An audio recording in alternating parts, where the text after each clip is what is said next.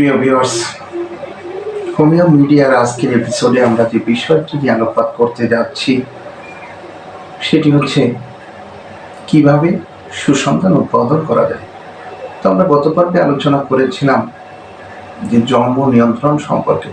তো এই পর্বে আমরা কিন্তু আলোচনা করব কিভাবে সুসন্তান উৎপাদন করা যায়। তো খুব মনোযোগ সহকারে আপনারা যদি ভিডিওটা না টেনে পুরোপুরি দেখতে থাকেন তাহলে অবশ্যই আপনারা বুঝতে পারবেন। দেখুন, সুসন্তানকামী পিতামাতার উচিত ঋতুর 4 দিন, প্রথম যে 4টি দিন রয়েছে 11তম দিন ও 13তম দিন সহবাস না করা। তাহলে এখানে বলা হচ্ছে কিন্তু ঋতুর প্রথম 4 দিন, 11তম দিন এবং 16তম দিন সহবাস না করা। এই যে 6 দিন সহবাস কিন্তু সম্পূর্ণ নিষেধ।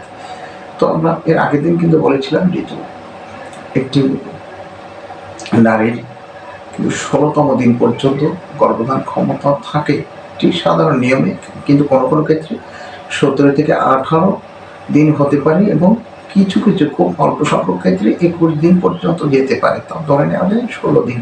তাহলে এখানে বলা হচ্ছে যে প্রথম ঋতুমতির প্রথম 4 দিন এবং 11তম ও 13তম দিন সহবাস না করা, বাকি তাহলে হচ্ছে মোট 6 দিন, বাকি থাকছে 10 দিন। এই 10 দিনের মধ্যে যত দিন পরে গর্ভধান হবে সন্তান কিন্তু তত বেশি সুস্থ এবং বলবান হতে পারে।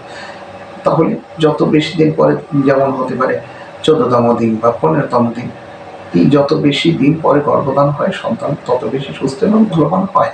তো মনে রাখতে হবে ঋতুর প্রথম 4 দিন, 11তম দিন, 13তম দিন সহবাস নিষেধ। বাকি 10 দিনের মধ্যে যেটি আমাদের আবশ্যক মনে রাখতে হবে সেটি হচ্ছে দিনের মধ্যে, যেমন অমাবস্যা, পূর্ণিমা, চতুর্দশী, অষ্টমী, সংক্রান্তি, এই যে দিনগুলো, এই দিনে কিন্তু সহবাস এখানে নিষিদ্ধ।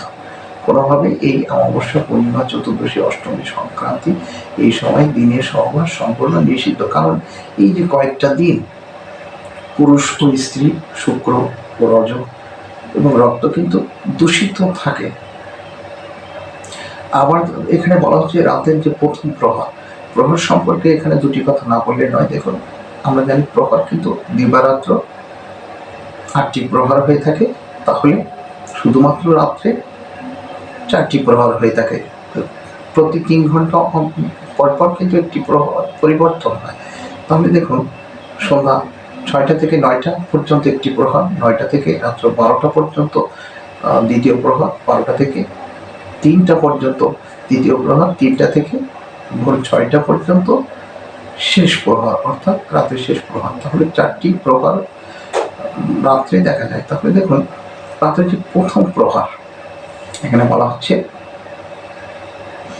যে রাতের প্রথম প্রহরে গর্ভধান হলে সন্তান কিন্তু অল্পায়ু ও রুগ্ন হয়। তাহলে প্রথম প্রহরে সন্তান উৎপাদনের জন্য সহবাস কিন্তু সম্পূর্ণ নিষিদ্ধ। দ্বিতীয় এবং তৃতীয় প্রহর কিন্তু খুব বেশি শুভ নয়। তাহলে চতুর্থ প্রহর, অর্থাৎ ভোর 6টা পর্যন্ত, 3টা থেকে 6টা পর্যন্ত যে প্রহরটি আসছে এটিকে বলা হচ্ছে চতুর্থ প্রহর। চতুর্থ প্রহরে সন্তান যদি হয় সেক্ষেত্রে তিনি কিন্তু নীরব হয়ে থাকে। নিষিদ্ধ দিনে বা নিষিদ্ধ সময়ে যদি সহবাস করা হয় বা সন্তান উৎপাদন করা হয় সেক্ষেত্রে কিন্তু সন্তান বিকলাঙ্গ হতে পারে, মৃত হতে পারে, অল্পায়ু হতে পারে।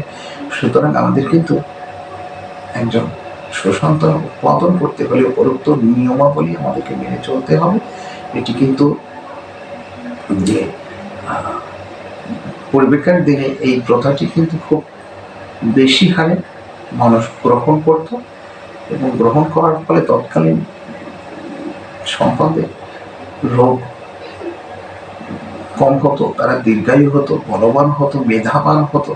সুতরাং এখনো বর্তমান সময়ে মেডিকেল সেক্স বলুন, জ্যোতিষশাস্ত্র বলুন, জৈবিজ্ঞান বলুন, সকল ক্ষেত্রে কিন্তু এই যে পন্থাটির কথা আমি আলোচনা করেছি, এই পন্থাটিকে কেউ এখনো পুরোপুরিভাবে উপেক্ষা করতে পারেনি।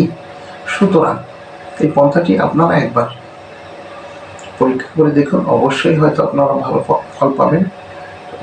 তো এ পর্যায়ে আমাদের আলোচনা ছিল কিভাবে সুসন্তান উৎপাদন করা যায় সে প্রসঙ্গ নিয়ে। তো ভিডিওটি আর বড় করব না, কথা না বাড়িয়ে সকলের সুস্বাস্থ্য এবং দীর্ঘায়ু কামনা করে আজকের মতো এখানে বিদায় নিচ্ছি। ধন্যবাদ সকলকে।